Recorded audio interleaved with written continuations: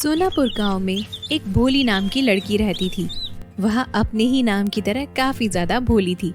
School और गांव के लड़के लड़कियां भोली का बहुत ज्यादा फायदा उठाते थे। एक दिन भोली अपनी माँ से कहती है, माँ, बहुत दिन हो गए, स्कूल में मैं कुछ अच्छा नहीं लेके गई हूँ। वही रोटी सब्जी। आज आप मुझे आलू का पराठा बना दीजिए। ठीक है बेटा, तुझे मैं आलू का पराठा बना के देती हूँ। उस दिन भोली की माँ उसे स्कूल में आलू का पराठा बना के देती है। भोली वो आलू का पराठा लेकर स्कूल में चली जाती है। जब स्कूल में लंच ब्रेक होता है, सभी बच्चे अपना लंच बॉक्स खोलते हैं। भोली जैसे ही अपना टिफिन बॉक्स खोलती है, उसके आलू के पराठे की खुशबू पूरी क्लास में फैल जाती है। भोली के पीछे दो शरारती लड़कियां बैठी होती हैं। वो दोनों अपने आपस में बातें करती हैं। तभी कंचन अपनी सहेली से बोलती है, भोली का टिफिन बॉक्स से बहुत अच्छी खुशबू आ रही है। चल हम उसके पास जाकर देखते हैं वो क्या लेकर आई है। वो दोनों बदमाश लड़कियां भोली के पास आ जाती हैं और उसमें से एक लड़की कीर्ति भोली से कहती है, अरे वाह भोली, आलू का पराठा, ये तो देखने में बहुत ज्यादा टेस्टी लग रहा है। हाँ कीर्ति, मेरी मम्मी बहुत अच्छा खाना बनाती है।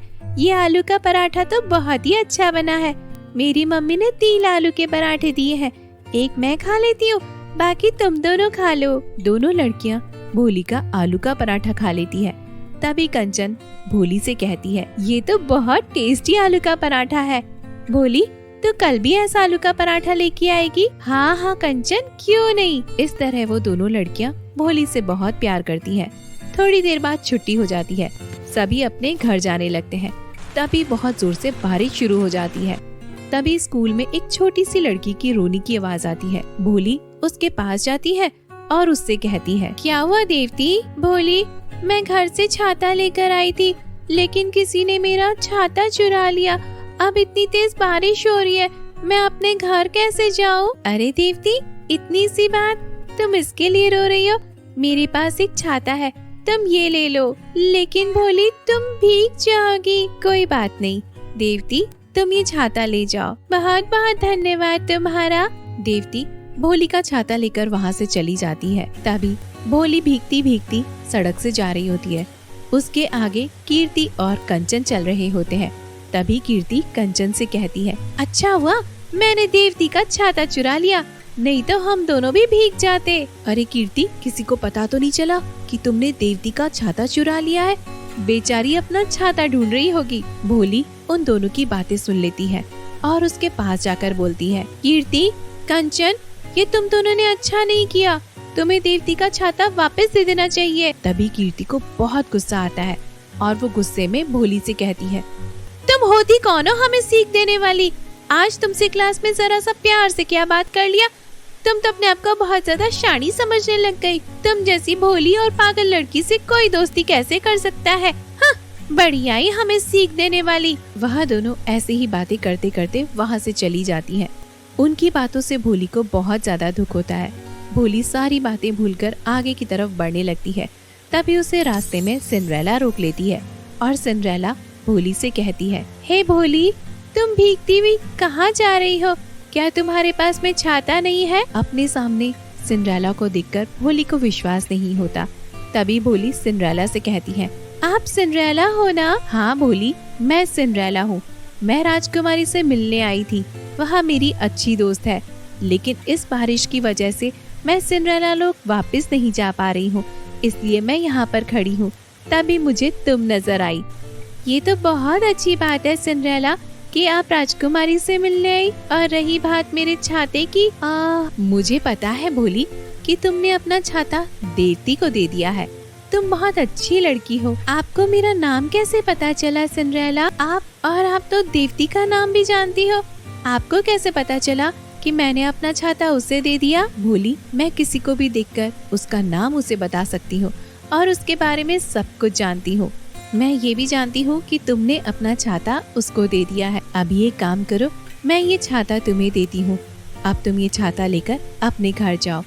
और हाँ भोली, इस छाते का इस्तेमाल तुम बहुत ज्यादा सूझबूझ के साथ में करना। तभी भोली वो छाता लेकर घर की तरफ बढ़ने लगती है। कितना सुंदर छाता है। तभी छाते में से एक आवाज आती है, बोलो भोली, मैं तुम्हारी क्या मदद कर सकता हूँ? छाता, तुम बोल भी सकते हो? हाँ, मैं एक जादुई छाता हूँ बताओ, मैं तुम्हारी मदद किस तरह से कर सकता हूँ? मैं बस इस जोरदार बारिश से बचना चाहती हूँ। ठीक है भोली, तुम मुझे अपने हाथों से छोड़ दो।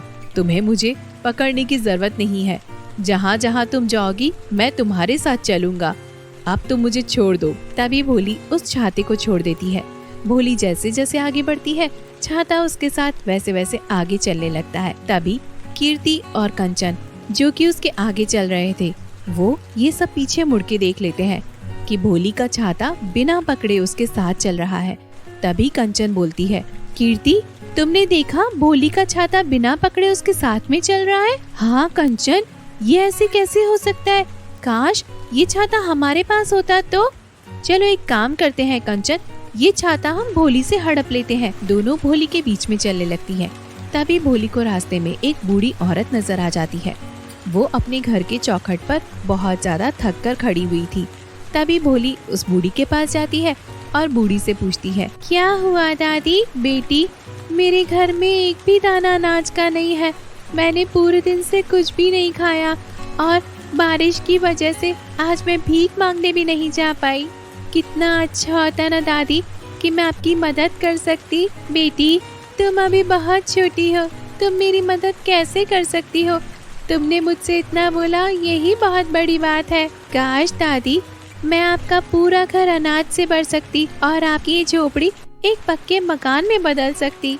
उसी वक्त छाते से एक तेज रोशनी होती है और बूढ़ी काकी की झोपड़ी एक पक्के मकान में बदल जाती है और मकान के अंदर बहुत सारा अनाज आ जाता है। बूढ़ी दादी यह सब देखकर बहुत खुश होती है और अपने घर के अंदर चली जाती है। तभी भोली समझ जाती है कि ये जादुई छाते का कमाल है। थोड़ी देर बाद बारिश बंद हो जाती है। भोली अपना छाता बंद करके आगे की तरफ बढ़ती है। तभी यह सब कीर्ति और कंचन देख लेती है। तभी कीर्ति कहती है, यह तो जादुई छाता है। वह दोनों लड़कियां भोली के पास जाती हैं और कीर्ति कहती है, भोली, हमें एहसास हो गया है कि हमने देवती का छाता चुराकर बहुत ही गलत किया था। ये लो, ये छाता तुम उसे वापस कर देना। ठीक है कीर्ति, अच्छी बात है कि तुम्हें तुम्हारी गलती का एहसास हो गया। देवती अपने छाते को देखकर बहुत खुश होगी। तभी कंचन कहती है, वैसे भोली, तुम्हारे हाथ में जो छाता है ये भी बहुत सुंदर लग रहा है। क्या तुम इसे हमारे हाथ में दे सकती हो? हाँ हाँ कंचन, क्यों नहीं, ये लो।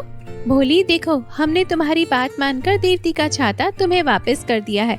अब तुम्हें हमें तुम्हारा छाता देना होगा। लेकिन वो तो देवती का छाता था ना जो तुमने उसे वापस किया, मगर तुम मेरा छाता क्यों ले रही हो? क्योंकि तुम्हारा छाता हमें बहुत अच्छा लगा। लेकिन ये मेरा छाता। भोली, ये तुम्हारा छाता था, अब ये हमारा छाता है। नहीं कंचन, नहीं कीर्ति, ऐसा मत करो, मुझे मेरा छाता वापस कर दो। अगर हिम्मत है भोली तो अपना छाता वापस लेकर दिखाओ। तभी कंचन भोली को जोर से धक्का देती है और आगे की तरफ बढ़ने लगती है। तभी सिंड्रेला वहाँ पर आ जाती है और गुस्से में कहती है, कीर्ति, कंचन, तुम लोग भोली को क्यों परेशान कर रहे हो और उसका छाता उसे वापस कर दो। दोनों सिंड्रेला को उल्टा जवाब देती हैं। सिंड्रेला, नहीं देंगे, बोलो क्या करना है, कर लो जो भी करना है। मैं तुम दोनों को आखिरी बार बोल रही हूँ, भोली का छाता उसे वापस कर दो। हमने बोला ना कि हम उसका छाता वापस नहीं करेंगे, बोलो क्या करना है। तभी कंचन उस छाते से कहती है, हे छाते, सिंड्रेला और भोली को यहाँ से मार मार कर भगा दो। कंचन के इतना कहते ही वह जादुई छाता जोर जोर से कंचन और कीर्ति के पैरों में काटने लगता है और उनको रो रो के वहाँ से मार मार के भगा देता है। तभी भोली को उसका छाता वापस मिल जाता है। भोली सिंड्रेला परी को धन्यवाद करती है और जादुई छाता लेकर वहाँ से चली जाती है। जादुई छाते से भोली अपने घर को बहुत अच्छे से सजाती है और एक बड़े स्कूल में जाकर अपना एडमिशन करवा लेती है। इसी तरह खुशी खुशी भोली का जीवन संवर जाता है।